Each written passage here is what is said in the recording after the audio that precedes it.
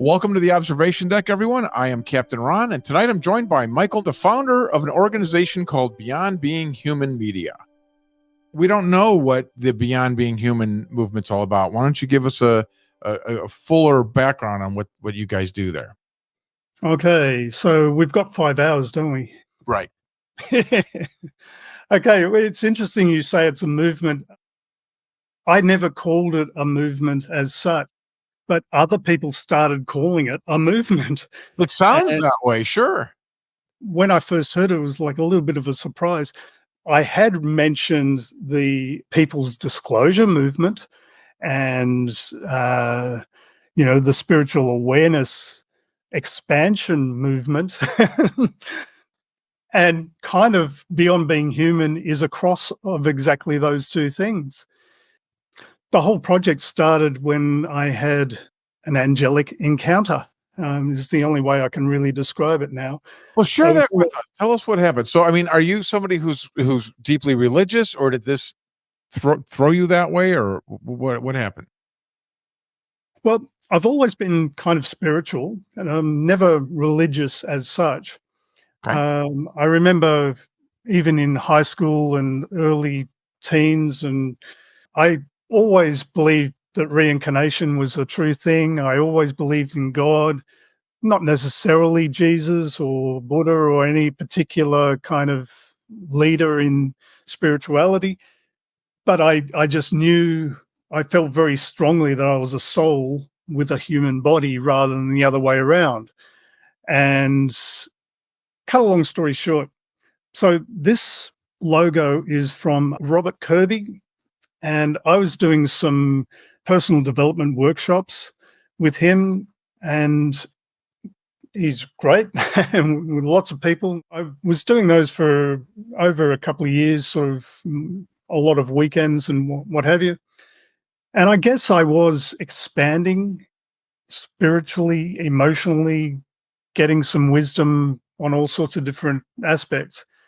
But one day, in a room with just one other person, I suddenly became aware of the immense energy in my crown chakra. And it flowed through my entire body, and it was very intense. I'd previously experienced intense energies through meditation and other kinds of initiations, I guess you'd call them, but nothing like this. I actually felt at one point that I could probably see the energy. So I looked down at my hand as if I could see, things happening. It was like, hang on, wings? What? You're kidding, wings? And it was a huge surprise. And I just sort of came facing the person in front of me again, who then disappeared. And I became aware of when I look back at it now, it's like a silver sphere, kind of. And it was intense. Human form with wings? Is that what you saw? Yeah, I'll come to that.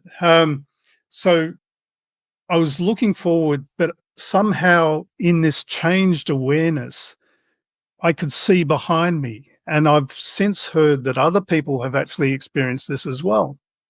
And it was a huge thing. Like, okay, just I can't really logically work out, but I'll just go with it. And I could see these big wings. It was a very tall being, might have been like 7 foot something. His head was way above me, seated, of course.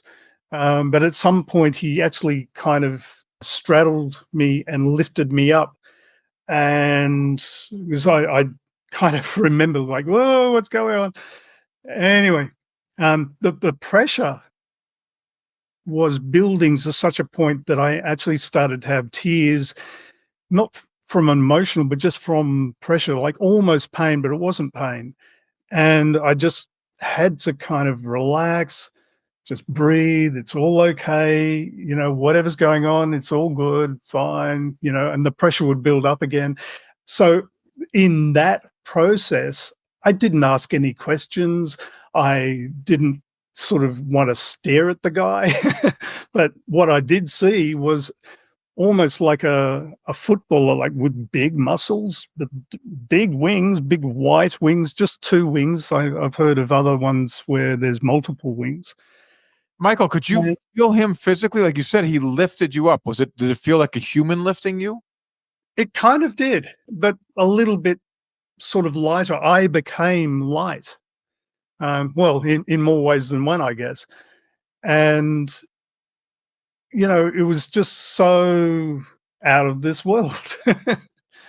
And then eventually I kind of, it feels to me like it was maybe about 10 minutes. The person sitting in front of me came back into my awareness, sort of everything calmed down again, energy flowed off and just relaxed and everything was good. And the person sitting in front of me, as soon as I saw it, it's like, what did you see? What happened? Nothing. Nothing. Saw nothing. Absolutely nothing. It was as if a second had gone by and I didn't believe her. And I went to her office the very next day and said, look, you must have seen something. That's fascinating. That is fascinating. Interesting. Yeah. And I'd love to hear from other people who've had similar kinds of things, because I don't think I'd be the only one. No, I don't think you will. I mean, I've certainly heard similar accounts, but it's fascinating how the other person didn't. Even in encounters, oftentimes, like the wife sleeps through it or whatever. Well, it feels to me like at some point I was just taken out of this reality, like total dimension shift. Whatever process was going on happened, and I came back in and bang. Back to reality like that. Yeah. And did this scare the hell out of you, or did you feel comfortable with it? Well, I was actually very elated. But what was interesting, as I kind of through the day, I remember thinking like, I really should have asked questions. That's the first thing. But also that there wasn't this huge feeling of love, which I have experienced with other kinds of spiritual awareness encounters. It was a very energetic transmission. That's really all I can say. Well, the story goes on. You probably want to ask the next question. No, I mean, this is incredible. I'm most curious about your inciting incident, which is this moment right here.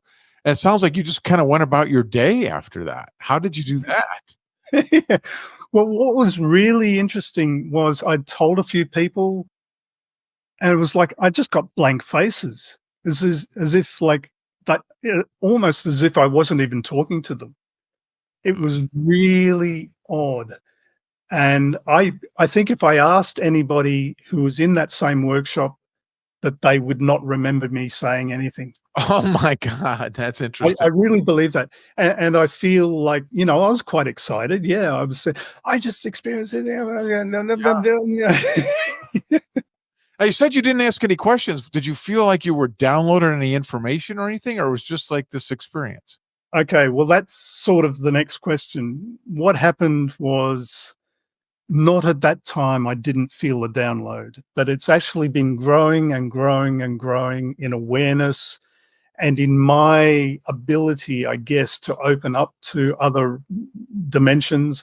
And believe me, I'm nowhere near as experienced as a lot of people that I've been talking to in this field. And,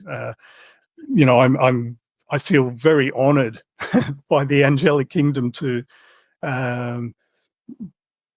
give me this kind of experience, but it has been incrementally coming.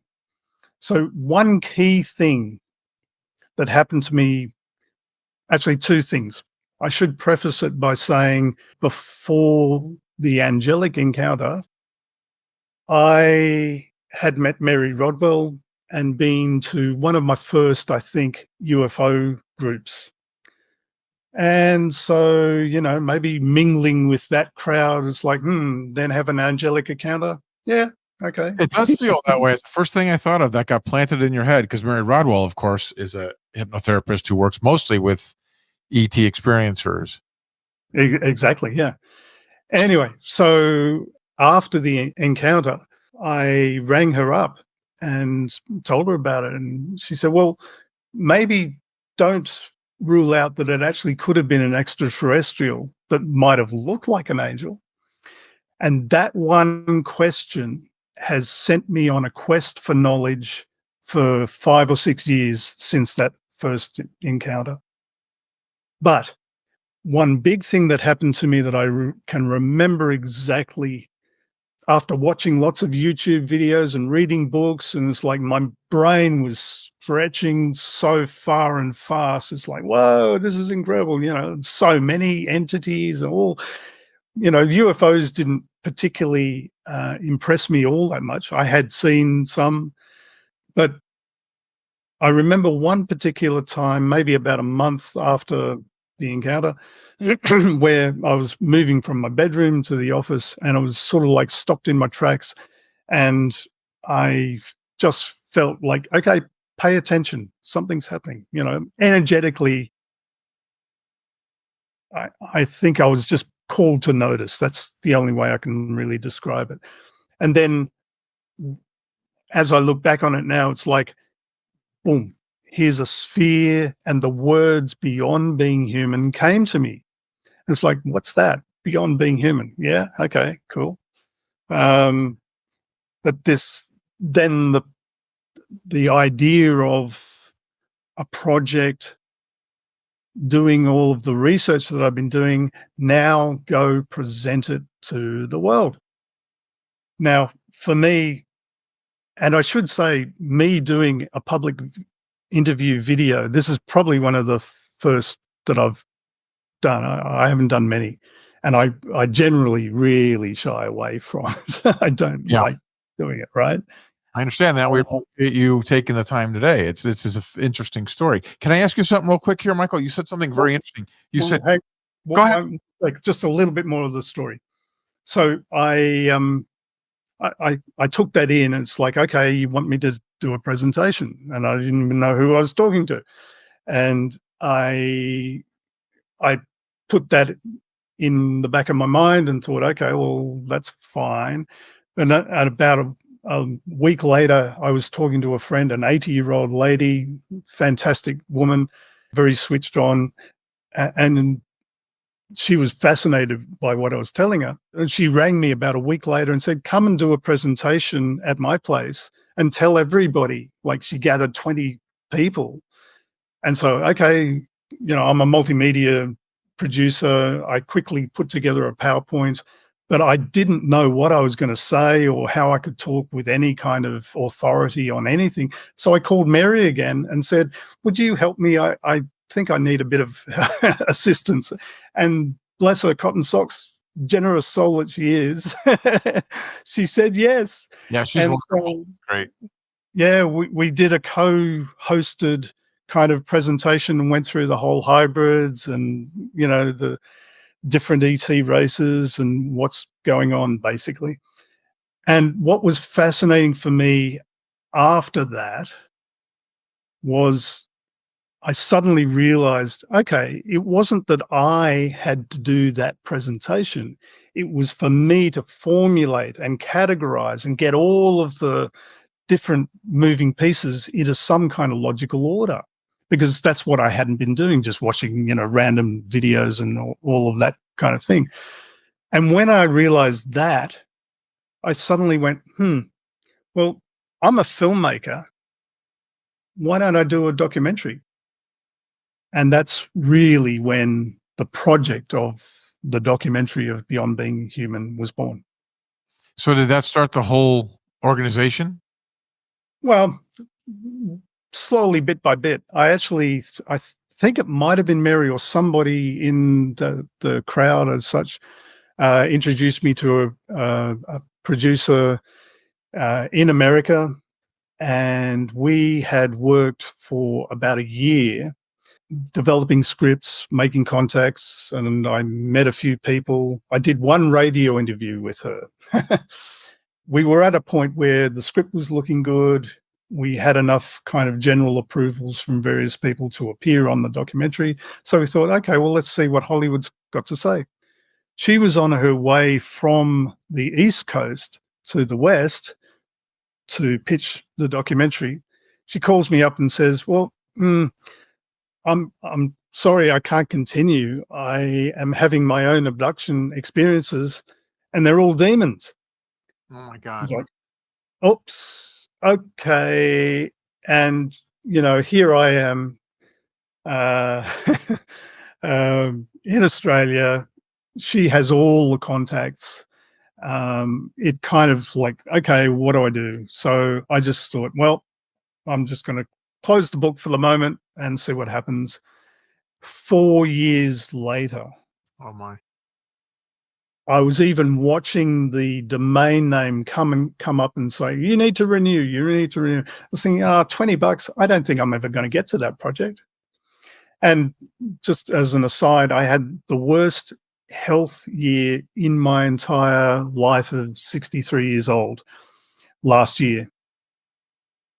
And as I slowly got better towards the end of the year, well, no, it wasn't even the end of the year. It was February this year.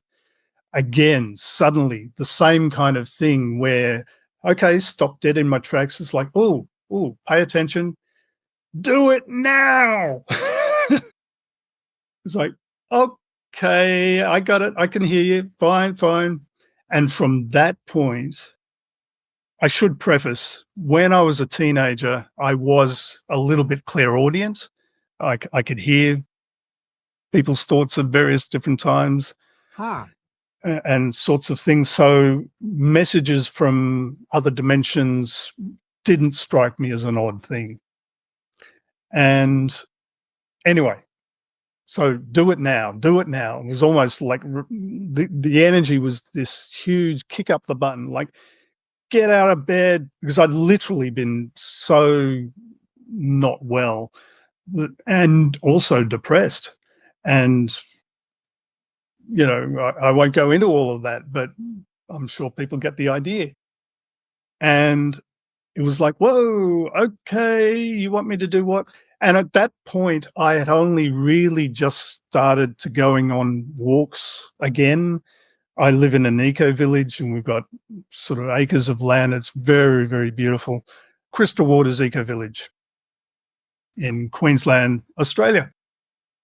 Anyway, I'd only just started to be able to do these walks. And as I went walking, I felt stronger and stronger. And over the next couple of months, it's like, okay, well, now I start thinking about the whole project again, getting the ideas. And what's really interesting, when I look back on the first script that we did, it was full of the fear-based kind of stuff. Well, it featured UFOs as a primary kind of thing. And now, again, with inspiration, I'll explain that a little bit more. I sort of wake up in the morning and I'll get little images or little songs or sort of promptings and things like that. And I follow them. I say yes almost all the time. It's like, okay. Because I've realized, especially now, that by saying yes, it just keeps opening the doors. This is the question I wanted to ask you before. You called it call to notice. To me, it sounds very similar to what we call synchronicities. Do you experience synchronicities, and do you feel that they are almost on a daily basis? Wow. And it's silly of me, but I should write them down. I don't write them down. I know. But yeah, but it goes beyond synchronicities. Like I've gotten so used to them now that I guess I'm, dare I say, taking them for granted. It's like, oh, okay, bang, the numbers thing, 1111. Yeah. When I look back now over the last few months, I am just blown away. And other people remark on this too. It's like, how did you get a cast like that with so little effort? I do. I just feel really, really honored. And I think there's obviously something else that's going on. I'm no expert by any means, like I'm really, in terms of other people that I've spoken with recently, like I'm just a digital media producer / filmmaker / photographer. But now I look back at my life and I find myself reflecting on some things. So in 1986, let's paint a picture of me then. I'm heavily into doing photography for some, I guess, new age type magazines, Simply Living and Nature and Health. I got into crystals. Well, that's a whole other story too. That was a spiritual initiation in its own right. So anyway, it led me to create a magazine. Yeah. So this is artwork that I put together. This is all before computers. This was just an inspired kind of thing. It's like, oh, what should I put on the first cover? This is issue 2. Can you see that? Oh, come on. Yeah, there you go. So issue 4, I get this definitely was an inspired image that came to me. And this is now 1987. And I put this out before coming to America for the first time. Yeah. I went to a number of crystal workshops and various other kinds of workshops. I went to a psychotronics workshop in Denver, I think it was. And I met Dan Winter there, met John Michelle, a number of other people, and it was all new to me. You know, this country bumpkin from Australia going, whoa! Right. At that particular time, you may not remember, some people might, some people won't, the harmonic convergence, August 1987. I saw a note that, or an ad or something, that Jose Aguilas, the founder of that movement, indeed a movement, was giving a lecture in Denver. So I went, fantastic lecture from what I remember. Afterwards, I went and had a bit of a chat, told him like, oh, I do this magazine called The Crystal Visionary. Would you mind if I interview you? He said, no, come to my place in Boulder tomorrow. Let's spend some time. I can't remember how many hours, but it was a while. And all through the interview, he kept getting these phone calls. Oh, look, sorry, it's the New York Times. I'll just be a minute. Oh, But he was such a nice guy. Like, it was an incredible experience. So jumping forward a little bit, I came back from America. So I put all of the magazines into a book. Financially, that wasn't a good idea, but it more or less closed the project of the Crystal Visionary. And I'm just trying to find Jose's photo. Yeah. Anyway, so I look back on all those sorts of things, and that's going back quite a way, and begin to realize, well, starseed anyone? yeah, you've been having this for a lot longer than just your experience 5-6 years ago. Clearly. I think so. Yeah. I think so.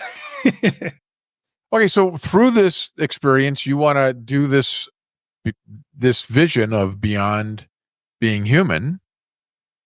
And so tell us a little bit about what that group specifically is doing now. Okay, well, the way it's rolled out is, well, I got the message, like, don't hold on to the research that you're doing, share it all, which is very different. Most filmmakers really hold tightly, don't release anything till the documentary's done and all, that's a really common kind of thing. Right. I'm doing exactly the opposite, where all of our interviews will become available. Obviously, I need to make it a sustainable kind of thing for myself and the team. In fact, we've got a lot of expenses now coming up where I'll be putting previews, 15, 20 minutes, maybe a third of an interview. Most of them are about 2 hours. I'll be putting those free up on YouTube and various social media and what have you, which is a good chunk. But then you become a paid member on our website, you can get access to the whole lot. And so we have been interviewing a lot of people. Okay, these are the ones that we've covered, been honored that they wanted to spend the time. And I'm making good friends from a lot of these people. And it's not only consciousness raising for me, it also informs the script for the documentary. And that's sort of more the point of doing the interviews. Jacqueline Smith, Mary Rodwell, Adam Apollo, Joseph Burks, Xiao Ma, who was a Chinese UFO person. She was a contact in the desert this year. Was she? I didn't know that. Absolutely. Okay, cool. Well, as you know, she's going to be organizing our next panel in January on the Asian scene. And that's very exciting. Going on further in this list so far, Nancy Tremaine, another channeler, Mariana Leah. She was on our first panel, which was called Paranormal versus Multidimension. I was fascinated by her, and I made contact afterwards and asked her also whether she'd like to be in the Beyond Being Human team, which has now grown. Glenda Dawson, Kathleen Marden and Denise Stoner did something even extra. I just invited them to have a conversation together because they're such close working team, you know, and do amazing stuff. Preston Dennett, and Preston is an author with, I think he's up to 28 books now. He's probably working on the next one. And they've been translated into all of these different languages. He's very well known all around the world. Donna D'Angelo, a similar kind of thing happened where I saw a video of one of her channeling sessions. And again, I reached out. I was very impressed. I just felt like, wow, this is amazing. She channels Jesus. Zen Benefiel. Zen is a lifelong experiencer, and he's very, very entertaining speaker. And this is sort of what's been happening. I either see people on videos and it's like, I don't know them. They don't know me. Nobody knows me. Yeah. And I tell them about it and they say, yes, it is wonderful. Anyway, moving on. So now what I haven't mentioned too is James Carman. Early on, when Beyond Being Human kind of kicked off the documentary idea, I had seen his documentary, The Hidden Hand, which is a really still a very valid and wonderful piece of work, very groundbreaking in its time because it's 10 years ago when he made it. And I reached out to him way back then and we kind of made friends, a little bit of contact, hadn't spoken to him for that 4-year period, called him up and said, you know, do you know any producers that I could talk to? I think I'm going to start the documentary again. He just thought for a minute and said, well, I'd be happy to be co-producer, but I don't want to just be co-producer. I want to be co-director. It's like, okay. Now it's all falling into place for you. Yeah. Well, yeah. James is an award-winning New York filmmaker, as well as doing his own corporate production. He's very busy. Like it's just, you know, backwards, forwards around the country doing all sorts of things. And I'm just so honored that he said yes. I mean, we talk about it in one of our first introduction to the team videos. And he said, well, time has moved on and things need to be updated in terms of the whole thing. And Beyond Being Human, the documentary we're planning now together with James is a direct kind of lead on from The Hidden Hand. We're going to explore a whole range of different kinds of things with lots of different people adding bits and pieces to it. And it's sort of like planting seeds. Thanks, everyone, for listening, and we'll see you next week. Thanks, Ron.